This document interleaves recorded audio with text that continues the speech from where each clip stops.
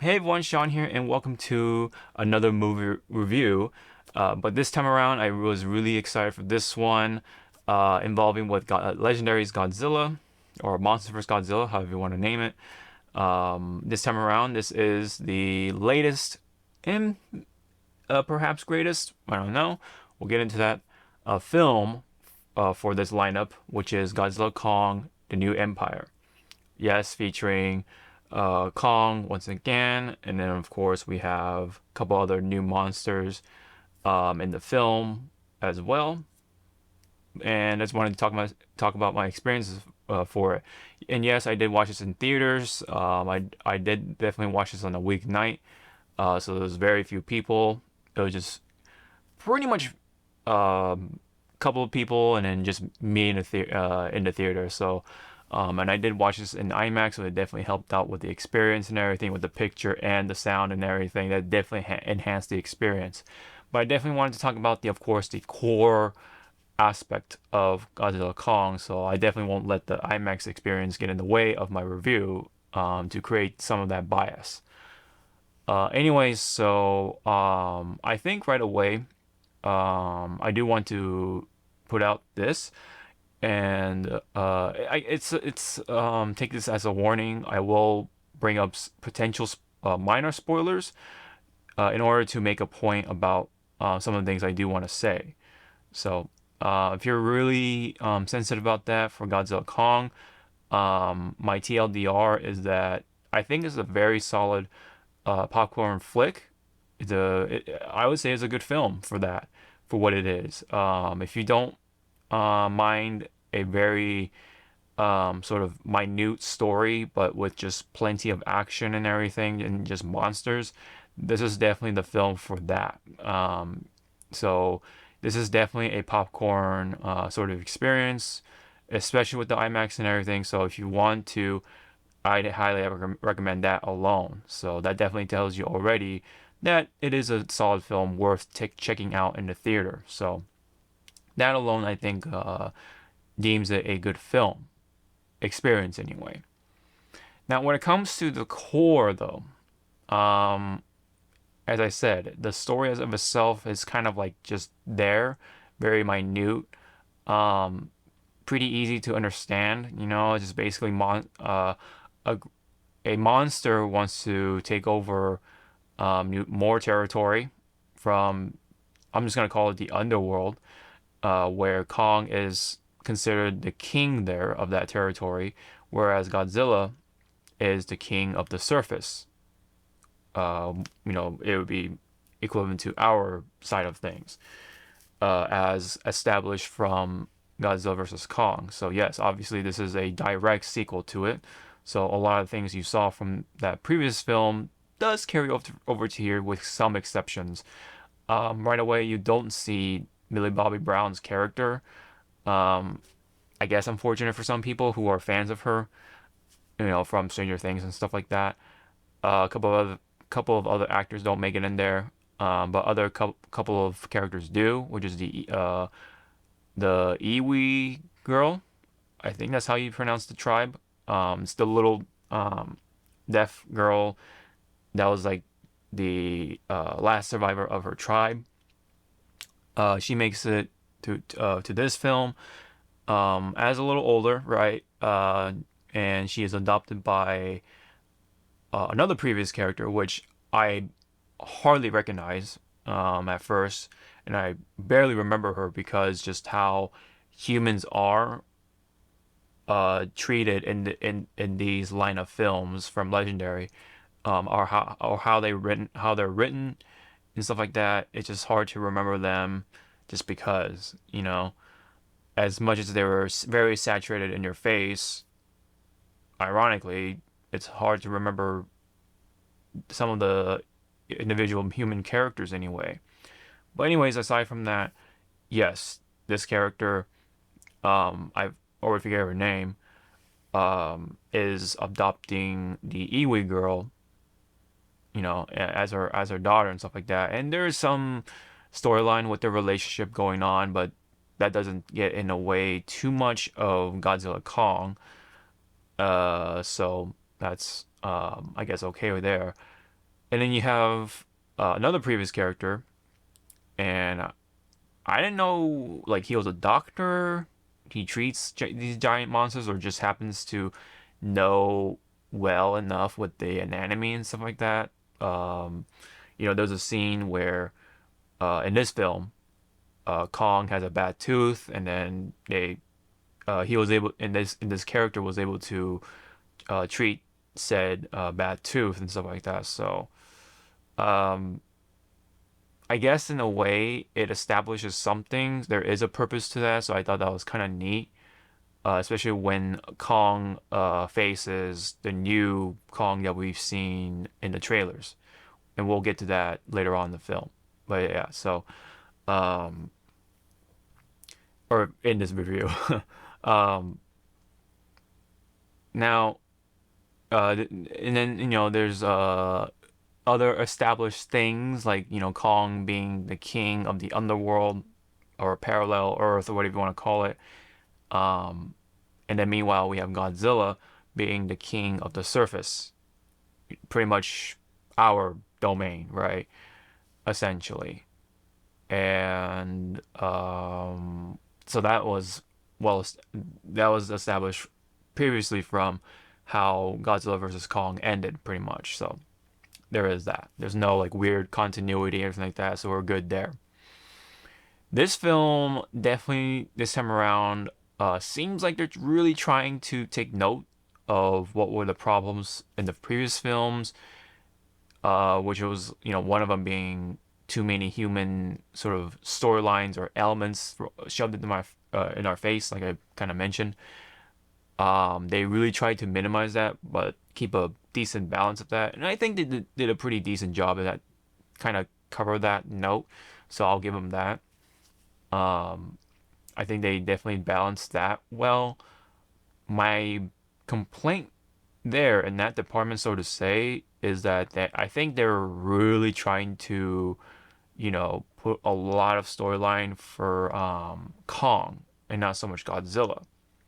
Now, one could argue that Godzilla had his time with the first Godzilla film, and then you have King of the Monsters.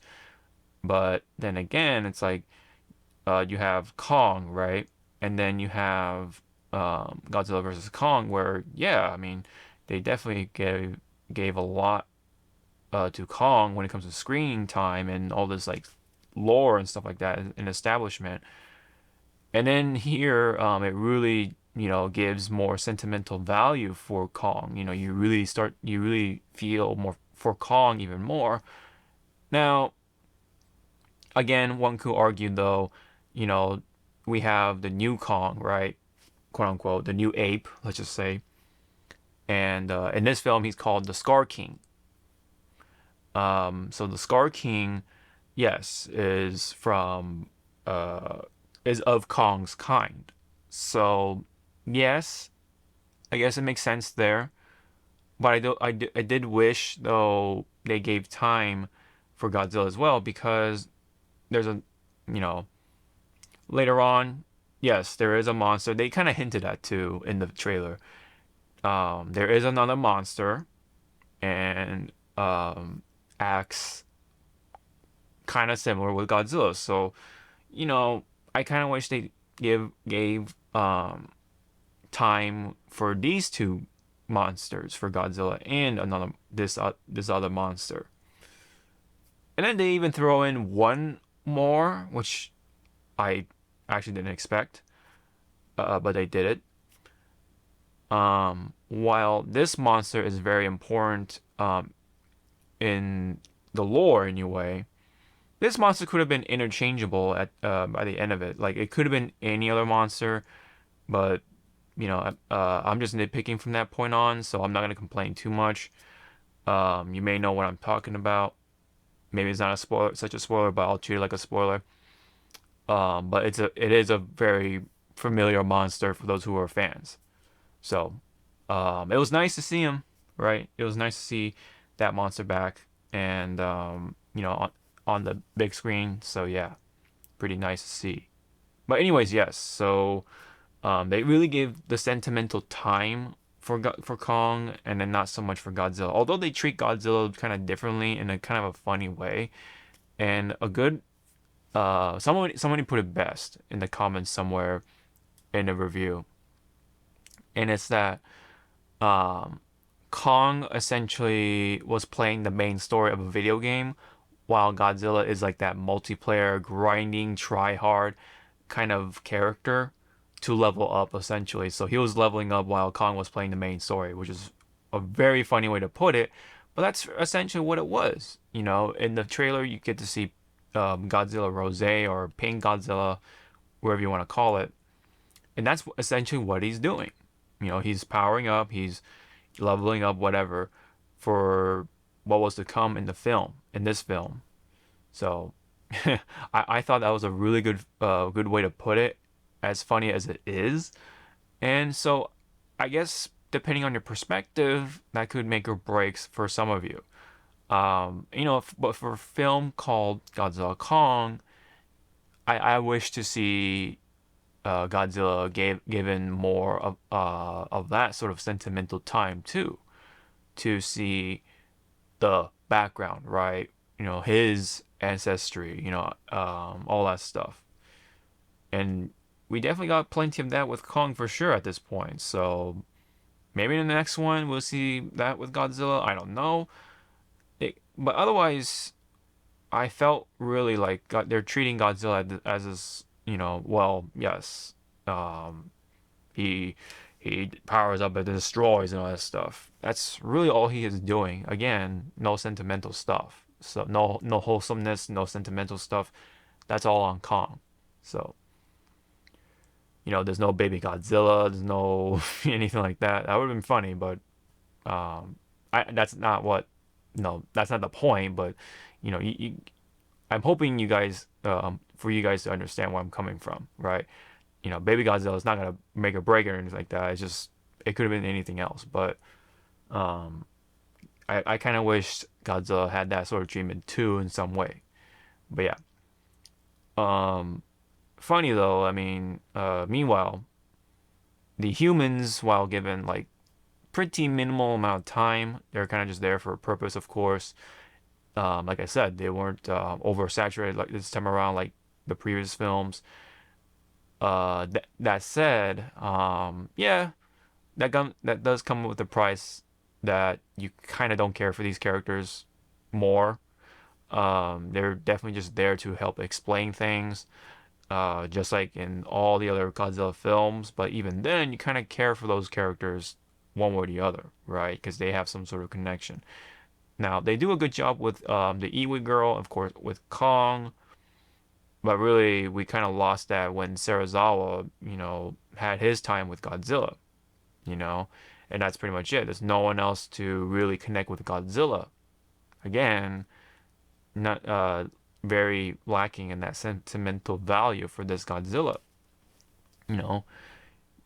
So then, what was I gonna say? And then we have a character back from the previous film who felt like he could have been literally been interchanged and really doesn't really change too much.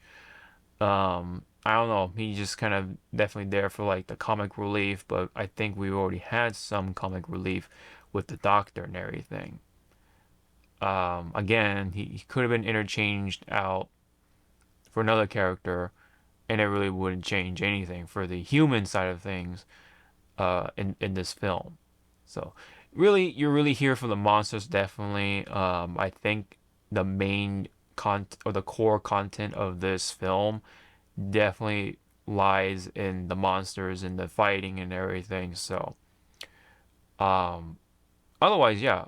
Um, with all that said, a lot of cool ideas were here, and I think they were executed pretty well. I liked the Pink Godzilla thing. I liked how he became Pink Godzilla or Godzilla Rose, and then you get to see like the glove and everything on Kong. Um, you know, I was okay with how he got it and the use of it at the end of it.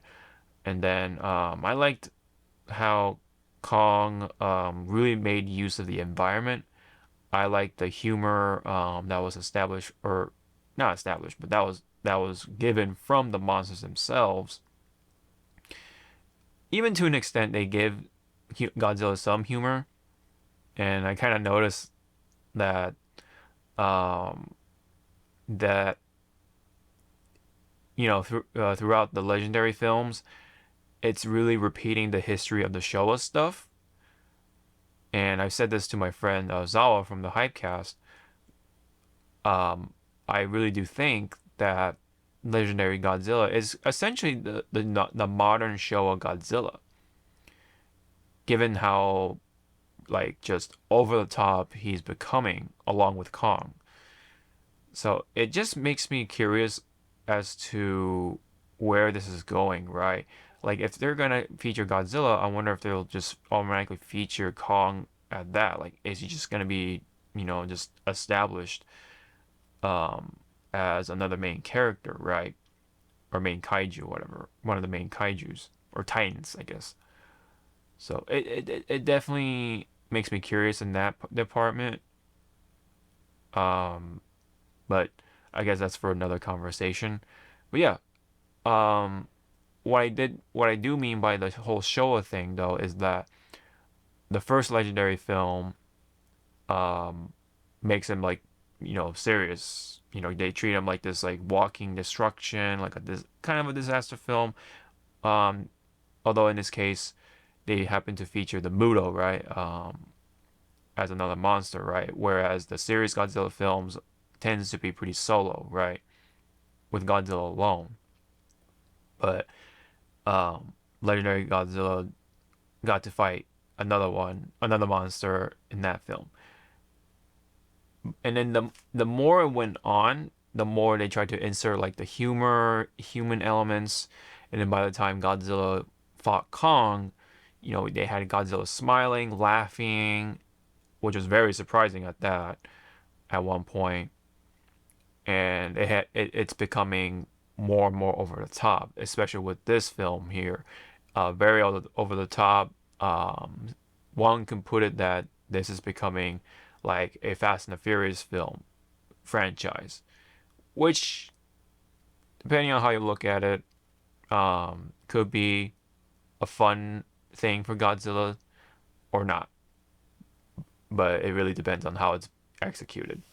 Though that being said, as over the top it was, I was very disappointed that they didn't do the thing I wanted them to do, which is the drop kick, right? The infamous drop kick that he did on Megalon in one of the Showa films, fighting with Jaguar and stuff like that, and Gigan. Um, that was pretty disappointing. It's such a famous thing, but they still haven't done it. Maybe they're saving it for another film. I don't know. Um, so, um, Another thing I do want to nitpick at is the soundtrack. They tend to use songs, right? Not like so much like the Godzilla theme or anything like that. I don't even remember them ever using the Godzilla theme. It either they did and it flew over my head, or they didn't at all. They didn't make it like crystal cut clear of them utilizing Bear McCreary's Godzilla theme, which is very disappointing. I just remember more of the soundtrack, like the songs and everything, more than the Godzilla music, if they even used it at that. So that is disappointing there. Um, that I can definitely say, and along with the fact that yeah, they didn't really show Godzilla too much in a certain light, you know. But um, was there anything else for nitpicking or anything, any cons or anything like that? Oh, by the way, I guess it's a con depending on how you look at it. There is no post-credit scene. It's very straightforward, just like the nature of this film. It's a very straightforward kaiju action film overall, if you want to look at it that way. But yeah, there's no post-credit scene, so don't bother, sticking around. As soon as the film is over, just walk out, you know. So Um, so that is that. So, but like I said, back on the cool ideas thing, I liked the Pink Godzilla. I liked the glove. I liked Scar King overall. Another very important thing. And then I liked the personality that they have for this Scar King. Definitely play like kind of a Disney villain ish, without the talking, of course. And then he even was able to control a monster with something, right? You know, and then utilize weapons just like Kong, right, with the dorsal fin axe thing um, that Kong had from the previous film.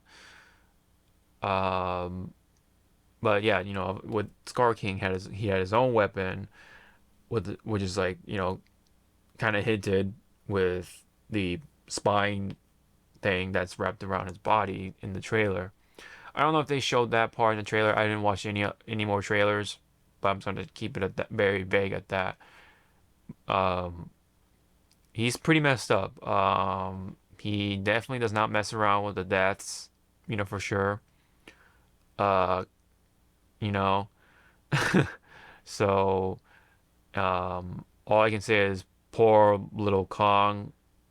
Man, that was pretty fucked up. But speaking of which, I did like the little Kong as well. They never established what's his name or whatever. I don't think anyway. So I'm just gonna call him Little Kong here in this review. If he does have a name, okay, great. But I'm just gonna call him Little Kong here. So Little Kong, pretty likable.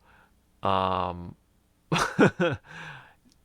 that the some of the stuff involving with Little Kong was pretty wild though. I did not expect for him to go through that stuff with Kong, especially in the very first fight scene with Kong versus uh other monsters and stuff like that.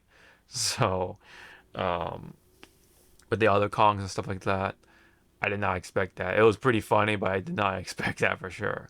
So, like I said, though, the action scenes were great. The fight scenes were pretty great. I think the quality of the cinematography was great.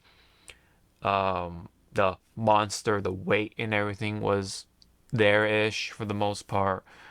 Um, but then again, with Godzilla's fight scenes were pretty short, whereas Kong was pretty long. Good, but if we compare apples to apples, Kong gets the crown for that because what we got here. I mean, yeah, Godzilla is powerful, yes, but it would have been nice to have a little more of a drawn out fight with Godzilla along with Kong. You know, the movie of itself is kind of short for what it is. It's just flat 2 hours. Um, so I wish they kind of gave it a little more, but it is what it is. The CGI quality was pretty good, or adequate at that. Um, but yeah, other than that, I don't think I have anything else to say apart from like the nitpicking and stuff like that. So, so yeah. I'm not gonna go into spoilers too much because it's like one of those action films where you just kind of want to just go ahead and watch it kind of thing. I will say this though, this is definitely a good one-time watch. I feel like I've already gotten what I wanted to see. I'm pretty satisfied for the most part. Um, so I just would rather watch it again on streaming more than kind of make my way to this theater again. Unlike minus one, minus one was a definitely an experience, right? Like a good experience. Whereas Godzilla is like, yeah, it's a good one-time watch, I that. But that being said, I still recommend the film for those who love action films. Very popcorny flick at that too. So grab yourself a popcorn literally in the theater. I think you'll have a good time with it. So I think you'll like Scar King. I think you'll like all the other monster appearances. Of course, Kong is great, and Godzilla was also great. A lot of good humor from the monsters, and then the humor from the humans, um, hit or miss, depending on how you like them. Um, I kind of was just kind of just like, okay, all right, that's kind of cute. But when it comes to the monsters, I was actually kind of like giggling more towards the monsters than the humans, as the humans were really trying hard to be funny, kind of. They were really trying to write these humans as funny, but the monsters were more funny over the humans, man. Like especially there's a GIF going around with Kong and another Kong, um, and then Kong just straight punches him. It's just really funny. You have to see it. It's really fucking funny. In the film especially. And then um, I love how they have Godzilla sleeping. And then, um, this was also in the trailer too. The scene where Kong and Godzilla were fighting in Egypt. Kong was like just like he's like no no no no no. He's like pointing at the hole, and just Godzilla just like rams it Kong into the thing. It was great. I mean, I love that stuff. Um, like you definitely will have a good time whenever the monsters appear, and the humans are inoffensive for the most part. Unlike the previous films, you know, they definitely have some sort of purpose for the most part, other than the what do you call it, the podcast guy. Um, I felt like he was kind of just a shoe in, he was kind of shoehorned in. Anyone else could have been that character, really, and it would have not changed anything, I don't think. Other than the fact that, well, he is just a comic relief. So, I mean, if you really like him, cool. But I was very indifferent about that character. That's just me. Um, but uh, yeah, I think like I said, overall, this is a solid kaiju action film. Um, no real sentimental story behind it. It kind of just gets it across. Very, very basic storyline, but it makes up for it with the action, I would say, overall. I enjoyed Kong's presence, excuse me, and I wish for more Godzilla, given that yes, this is called Godzilla Kong, right? Maybe they'll fix that. I don't know. We'll see. Um, the ending is pretty ambiguous, so they could do anything with it at this point. It doesn't really establish like anything like or like that, like you know what I mean. But again, solid action film. I enjoyed my time with it. Watch it in IMAX if you can. It definitely is worth it. For me, it's a good one-time watch. Unlike minus one.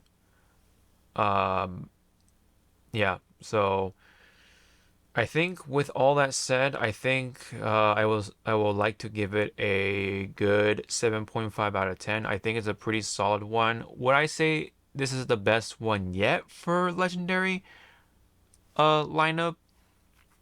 Um, in terms of an overall action film, yeah, probably. But I think my favorite one still is just Kong. As weird as that sounds, right? But I think I'm still gonna give it to King of the Monsters just because it had so much of that fan service going on, personally for me. So when it comes to Godzilla, King of the Monsters is my favorite personally. Whereas, you know, I would say more objectively, Kong is really solid. Great casting, great action scenes. The intensity is definitely there in that film for sure.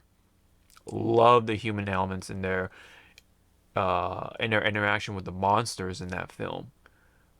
Whereas Kong versus Godzilla, it's like yes, it's Godzilla versus Kong. Like how could you not like that film? But I don't know, something about me with King of the Monsters. it just hit it just hit so many of those notes for me. I really liked it. I love the use of Godzilla's theme. I love just how Godzilla's presence was like in that film. Of course, with Mothra, you have King Ghidorah, you have Rodan in there as well.